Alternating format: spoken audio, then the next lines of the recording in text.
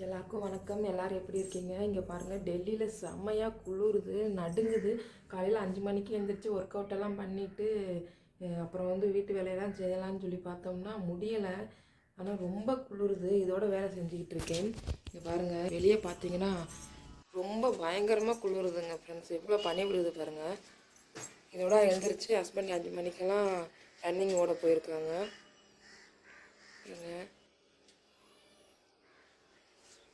சுத்தமாகவே எதிரில் என்ன இருக்குன்னே தெரியலை. துவைச்சி போட்ட துணியெல்லாம் அது ஆட்ட காயுது. காலையில் துவைச்சி போட, அப்புறம் ஈவினிங் வீட்டுக்குள்ளே போட, கல்ல மடித்து போட, எப்படினாலும் குழந்தைங்க இருக்கிற இடத்துல வந்து துணி சேர தான் செய்கிறோம். இங்கே பாருங்கள் எப்படி இருக்குன்னு வெளியே காமிக்கிறேன். ஒன்றுமே தெரியல, வெள்ளை வெள்ளையர்னு இருக்குது. முன்னாடி வர்றது போகிறது எதுவுமே தெரியல ஃப்ரெண்ட்ஸ். வீட்டுக்கிட்ட மட்டும்தான் ஏதோ தெரியுது. புறா காலையில் சாப்பாடு வச்சுட்டோம். பாருங்கள் புறா எவ்வளோ பாவமாக பம்மிக்கிட்டு இருக்குன்னு.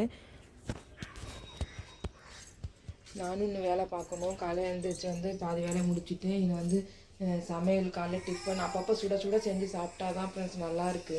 இல்லைன்னா அப்படியே ஜில்லுன்னு ஐஸ் கட்டுமே ஆயிடுது. ஹாட் பாக்ஸ்லேயே போட்டு வச்சாலுமே ரொம்ப கூலிங் ஆயிடுது. குளிர் நடுங்குது. சொற்று போட்டு அதுக்கு மேலே எத்தனை தான் போர்வையை பொத்துனாலுமே நம்ம அந்த போர்வையை விட்டு எழுந்திரிச்சு வெளியே வர முடியல. ஆல்ரெடி எங்கள் வீட்டிலேருந்து 10 கிலோ போர்வை இருக்குது. அதுலேருந்து பாப்பா 2 படுக்க வச்சுருக்கு. அதை உள்ளேயே இருந்தோம்னா நல்லா ஹீட்டாக இருக்குது. வெளியே வந்துட்டோம்னா அப்படியே குளிருது. கை காலில் அப்படியே ஐஸ் கட்டி மாதிரி உறைஞ்சி போயிடுது. இதுக்கு நம்ம ஊர்லேயே இருந்திருக்கலாம்.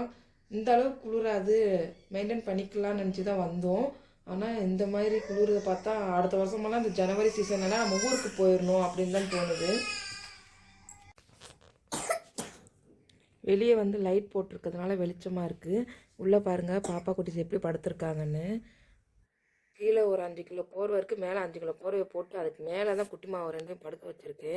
பாப்பா வந்து இப்போ 5 மணிக்கு எழுந்திரிச்சு பால் குடித்தாங்க. கொஞ்சம் வாமிட் எடுத்துட்டாங்க. அதனால் வந்து திரும்ப படுக்க வச்சுருக்கு. இங்கே பாருங்கள், இந்த மாதிரி தான் நாங்கள் இந்த போர்வைக்குள்ளேயே தான் இருப்போம். எப்போல்லாம் எங்களுக்கு வந்து அதிகமாகிடுச்சோ அப்போல்லாம் வந்து வந்து போர்வைக்குள்ளே எப்படி நுழைஞ்சிக்கிடுவோம். இங்கே பாருங்கள் எப்படி தூங்குறாங்கன்னு.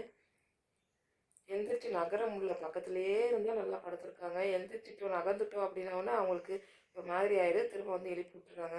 இவ்வளோ கனமான இந்த சாக்கு மாதிரி இருக்க சட்டையை போட்டு தொப்பி போட்டு சாக்ஸ் போட்டு எல்லாமே போட்டிருந்தாலுமே நம்ம வந்து ஃப்ரிட்ஜுக்குள்ளே ஐஸ் கட்டி எப்படி இருக்கும் அதை மாதிரி உறைஞ்சி போய் தான் இருக்குது. கையெல்லாம் பார்த்திங்கன்னா அவ்வளோ உறைஞ்சி போயிருக்கு. இங்கே வந்து நான் சில ஒர்க் அவுட்லாம் பண்ணுறதுனால காலைல 5 மணிக்கெல்லாம் எழுந்திரிச்சிடுறேன். எழுந்திரிச்சு இந்த ஒர்க் அவுட்டெல்லாம் பண்ணுறதுக்கு வந்து ரொம்ப கஷ்டமாக இருக்குது. நேரத்தெல்லாம் வாக்கிங் வெளியே போனோம். இன்றைக்கி வந்து வெளியே ரொம்ப இதுவாக இருக்கிறதுனால வீட்டுக்குள்ளேயே தான் வந்து வாக்கிங் போக வேண்டியதாக இருக்குது. அந்த டயத்தில் எழுந்திரிச்சா தான் பாப்பாங்க எழுந்திரிக்கிறதுக்குள்ளே எல்லா வேலையும் செய்யலாம்னு சொல்லி எழுந்திரிச்சாலும் அதுக்குள்ளேயே இப்படி எழுந்திரிச்சு முடிச்சுட்டு படுத்துக்கிட்டே இருக்குது. ஒரு வேலையுமே செய்ய முடியல ஃப்ரெண்ட்ஸ். ரொம்ப கஷ்டமாக இருக்குது. டெல்லியில் இருக்கவங்க எல்லாருமே எப்படி ஃபீல் பண்ணுறீங்க? இதுக்கு நம்ம ஊரே பெட்ரு. தெரியாமல் வந்து மாட்டிக்கிட்டோம்.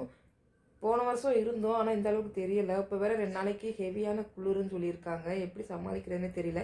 தண்ணியை வந்து எவ்வளோ தான் ஹீட்ரு வாட்டரில் குளித்தாலுமே அந்த ஹீட்டு வந்து வரமாட்டேங்குது. அந்த கூலிங்காக தான் இருக்குது. பாருங்கள், பெட்டை விட்டு எழுந்திரிக்க மனசும் இல்லாமல் அப்படி வந்து திரும்பி திரும்பி படுத்துக்கிட்டே தான் இருக்காங்க பாப்பாஸு.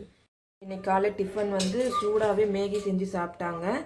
மதியானத்துக்கு வந்து சுட சுட சோறு, பூண்டு குழம்பு, கீரை, அப்புறம் வந்து கேரட்டு பீட்ரூட் துருவி போட்ட ஆம்லேட்டு, வெஜ் ஆம்லேட்டு. இதுதான் இன்றைக்கி மதியம் வந்து எங்கள் வீட்டில் ஸ்பெஷலு.